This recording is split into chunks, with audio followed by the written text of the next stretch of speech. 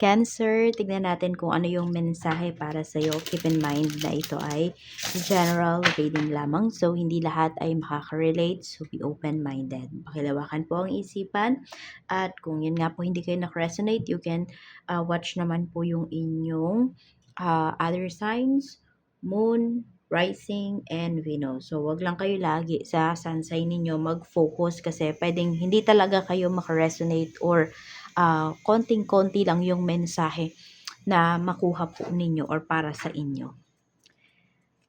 At kung di pa po kayo nakasubscribe dito sa ating channel, please subscribe and hit the bell button para lagi po kayong updated every time na meron tayong uploads.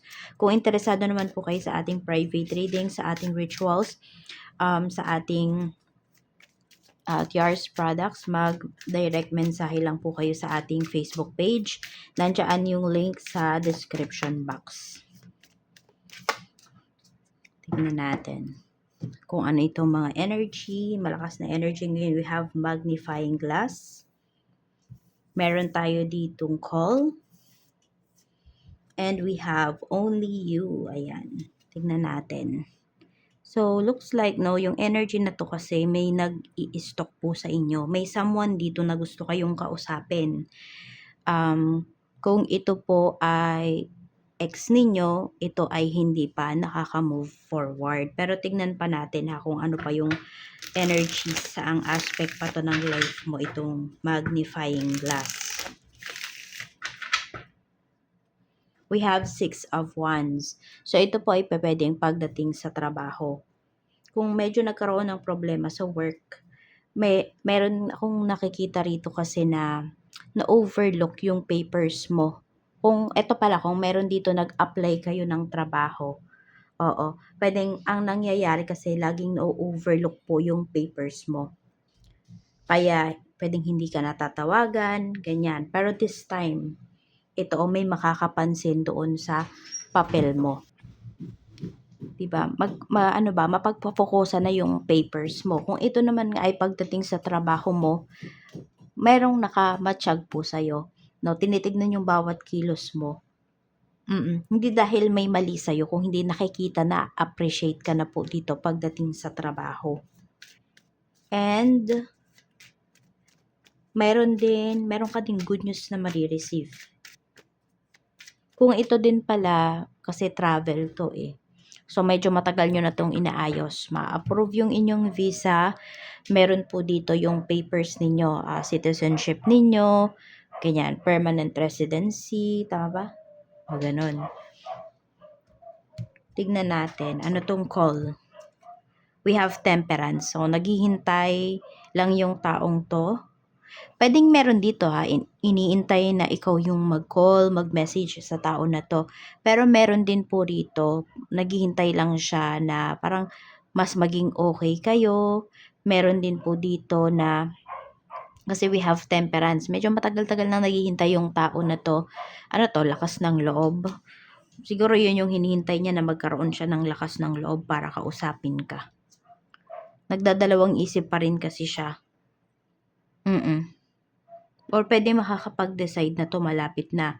Pwedeng in 2 days, after nyong mapanood to, 2 weeks or 2 months, magmemensahe na sa'yo yung tao na to.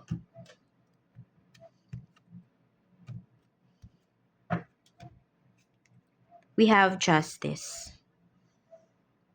Kung meron naman dito about sa papers, merong ikakasal, okay? Ayan po. So, nakikita na talaga ng person mo na ikaw yung gusto niyang makasama for life. Wala nang iba. So, pwedeng nag-aayos na yung iba sa inyo dito ng mga papeles. And smooth naman po yung mangyayari. Pero meron lang akong nakikita rito kasi kung sabihin natin meron dito kasal before, ganyan, either you or your person, yun lang yung kailangang ayusin dito. And for some of you, ang problema dito is pwedeng pera. Yes, you have the money, pero pwedeng yung pera mo nakalaan sa ibang bagay. We have 4 of cups. Ayan, kaya merong matatagalan dito para mapunta talaga kayo doon sa pagpapakasal. Pero yun nga, ikaw lang at sa'yo lang nakafocus yung person mo. Tignan natin kamusta yung emotions mo ngayon, Cancer. We have the Magician. Okay, medyo ang dami mong nararamdaman. Medyo na-overwhelm ka sa mga nararamdaman mo, but nakokontrol or kaya mo pa rin talaga itong kontrolin. And may someone talaga dito na either namimiss ka or namimiss mo siya. Ayan, we have 6 of Cups. Meron ba kayong tao na hindi makalimutan? Pero alam mo na naka-move forward ka na sa tao na yon. Okay, pero yung masabi natin na kung ano man yung ginawa niya sa'yo, pwedeng hindi ka na nagagalit. Okay? Pero nandun pa rin, may feelings ka pa rin sa kanya. Hindi na yun mawawala kasi yung tao na to is soulmate mo. So, ayun nga Ito, may nami-miss. Iyon yung emotions mo ngayon or may nakaka-miss sa'yo. Pwede kasi may nanonood dito, cross-watcher. So, kamusta naman yung isipan mo? 7 of Cups. Marami ding iniisip. So, maraming nararamdaman, maraming iniisip. Kung meron kang goals dito, gawa ka na ng action. Kasi maganda naman yung energy mo. Tapos, dito lang, wag mong hahayaan na yung mga maisip mo rito is puro negative. 7 of Pentacles. And also, wag kang mainip. Ayan, may pagka naiinip yung iba sa inyo. Natatagalan kayo dun sa mga goals ninyo. So, pwede naman kasi kumikilos na talaga kayo. Kaya lang, hindi nyo pa talaga nare-reach yung peak nung, sabihin natin, nung mga ginagawa po ninyo. Kaya may pagkainip kayo dito. So, more on goals. Dun po kayo nagpo-focus. Some of goals ninyo, pwedeng body goals.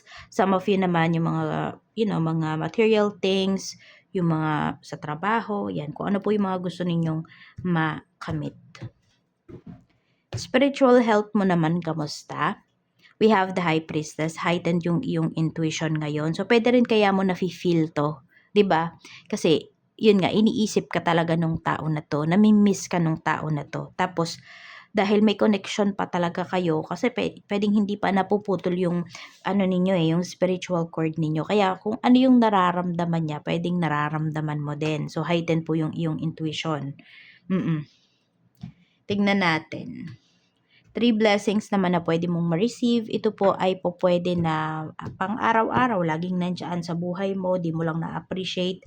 Meron naman big blessings ito or small blessings. Tingnan natin. We have 8 of Cups. So, travel ang pinapakita po rito. Tapos, more on lakas ng loob. No, ayan po. Mararamdaman nyo yan ngayong araw na to. Merong lakas ng loob. Tingnan pa natin. We have 10 of Pentacles. So, enough money. Pwede ngayong araw na to, hindi po kayo masya-short. Meron din dito pa pwedeng family members na magbibigay po sa inyo. Kung meron mang kakulangan, okay, merong magpupuno noon. Yan, we have 10 of Pentacles. Tingnan pa natin. Meron ding sasagot. Basta ganun, parang hindi naman siya libre. Pero parang ganun na nga din, no? Tingnan natin. We have the Hierophant. Tapos meron ding tao dito na gustong-gusto kang turuan or i-mentor. Ayan po. Pinapakita rin dito kasi Cancer na swerte ka dun sa mga taong nakapaligid sa'yo kasi soul tribe mo yan. Yes, pwedeng nag-aaway kayo, may mga misunderstandings, pero para din yun sa ikabubuti mo.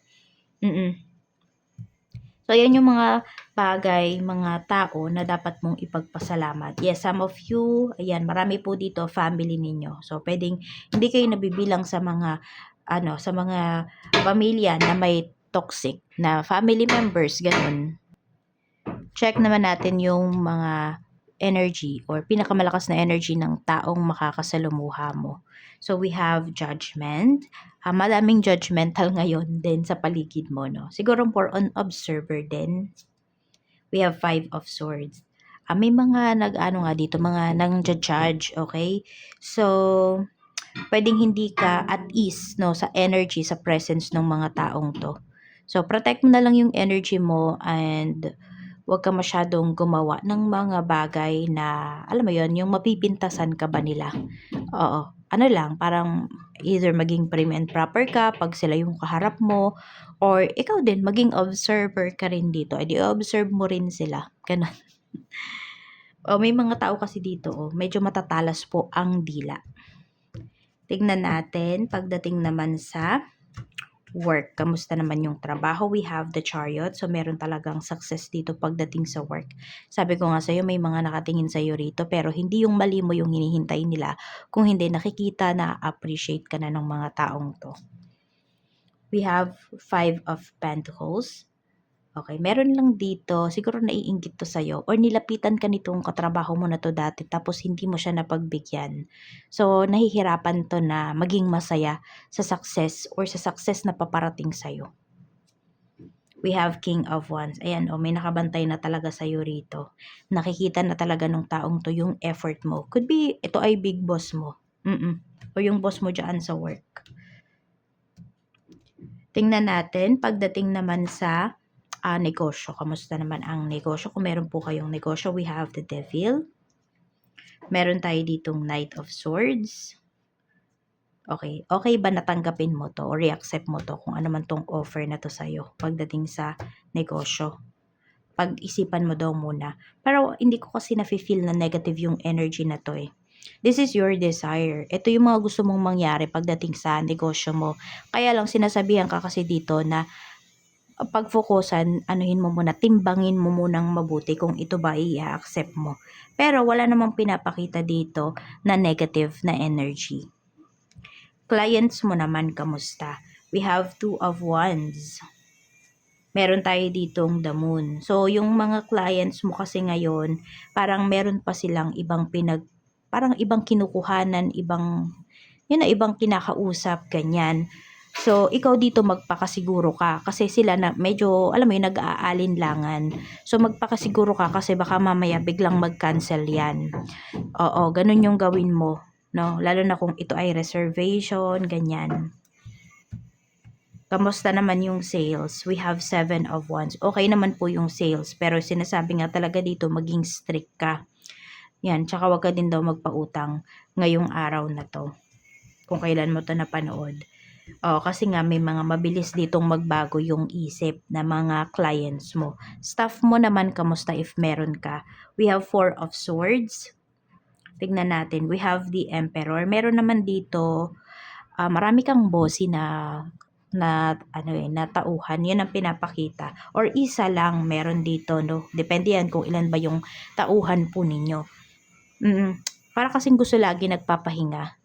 Parang kung ano yung ginagawa mo, gusto niya ganun din yung gawin niya. Ganyan. Ayan, oh. Pero meron din naman dito, strict sa, dito sa negosyo mo.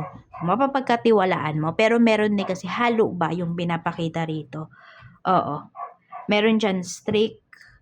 Pwedeng laging itong dalawa mong staff na to, lagi itong nag-aaway, nagbabangayan. Yung isa dyan, totoo talaga sa negosyo mo. Yung isa naman dyan, ayun nga, feeling boss. Tingnan natin. So, tingnan mo, mag-ano ka dito, magmasid ka. Sino ba yan? Sino ba yung mga tao na yan? Na hindi mo dapat pagkatiwalaan na, dapat nang yes, umalis. Kasi, medyo may pagkatamad po ang pinapakita rito. So, sa kaperahan naman, tignan natin, kamusta naman ang kaperahan mo? Cancer, we have 7 of Swords. Meron tayo ditong 2 of Pentacles. So, ingat ka ngayon pagdating sa finances, ha? Pwedeng mawalan ka rito. Ma-misplace mo yung pera mo, ganyan. Some of you, pwedeng hindi naman, wala na kayong cash na hawak. Pwedeng nagka-card na lang po yung iba sa inyo, no? So, ingat-ingat kayo dun sa wallet po ninyo. Sa card holder ninyo. We have the Hermit.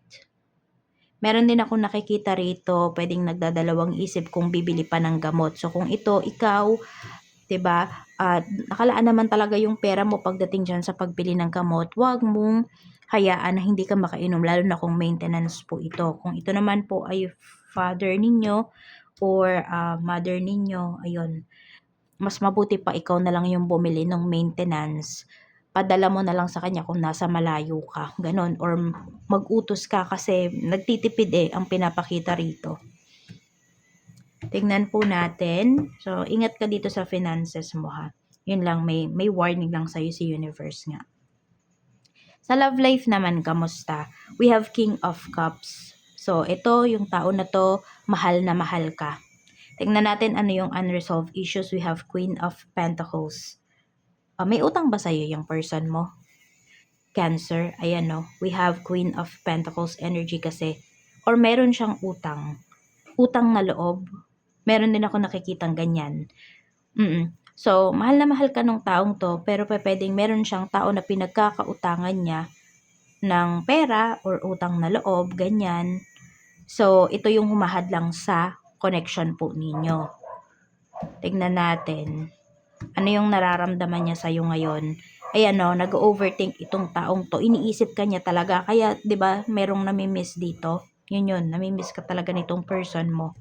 Pero pwede nga wala siyang lakas ng loob na kausapin ka. Naghihintay pa po ito ng lakas ng loob nga. Hinihintay niya na magkaroon siya ng lakas ng loob. So, dalawa kayo sa life ng tao na to eh. Yun ang pinapakita. Yung isa, di niya maiwan kasi yun nga, may utang na loob siya. Pwedeng natataken for granted ka niya because of that. Future action niya, we have 3 of Pentacles. Ayusin niya pa yung connection nyo. Kasi hindi siya mapakali. We have Wheel of Fortune. Ano lang talaga, hinihintay niya lang babayaran niya yung tao na to. Kaya lang kasi depende yan kung yung tao ba na to masasatisfy doon sa ibabayad niya. Yung tipong ganyan. Tsaka yun ba talaga yung gusto ng tao na to? Baka mamaya kasi gusto, 'di ba? Yung person mo sa kanya na. Ibibigay mo ba? Cancer. Or ipaglalaban mo rin yung relationship ninyo. Yes, meron dito ex nyo pa nga ito. Meron dito ex nyo to. Yan. Meron naman still in a relationship kayo pero pwedeng hindi na maganda yung yung status talaga ng inyong relasyon. We have creative expression. Your soul longs to express itself creatively. So, wag mo pong isuppress yung mga nararamdaman mo, yung mga gusto mong sabihin. Sige, sabihin natin, hindi mo yan masabi directly sa mga taong involved sa life mo. Isulat mo na lang. Or yung sa tubig. Nasabi ko na ba yun sa inyo last time? So, kung hindi pa, yun po yung gawin nyo. Clear na baso. Parang ganito. Kailangan walang design. Clear lang siya. Tapos, 1 inch bago yun mapuno. Hanggang dun yung tubig. Tapos, lahat ng gusto nyong sabihin, lahat ng sama ng loob nyo towards sa isang tao, sabihin nyo po doon. Tapos, pagkatapos, nahimasmasa na kayo, itapon nyo po. Kung mga positive things naman yung sasabihin nyo, ganun pa rin sa isang baso ng tubig. Tapos, yun naman po ay iinumin ninyo. Yan, kung puro positive yung sasabihin mo doon sa tubig. Pwede rin hindi tubig kung ano po yung iinumin ninyo. Pero kung itatapon nyo lang, 'di ba? Tubig na lang po. Sa tubig nyo sabihin. And meron naman dito, pwedeng magaling kayong, ayan, may talent kayo, ganyan. So, doon nyo naman pwedeng ituon yung inyong mga nararamdaman. So, basta wag mong isusuppress yung feelings mo. Bakit? Kasi may stress ka. Baka magkaroon ka pa ng sakit. So, ayan lang po yung mensahe para sa'yo, Cancer. Maraming salamat. Mag-iingat ka and more blessings to come.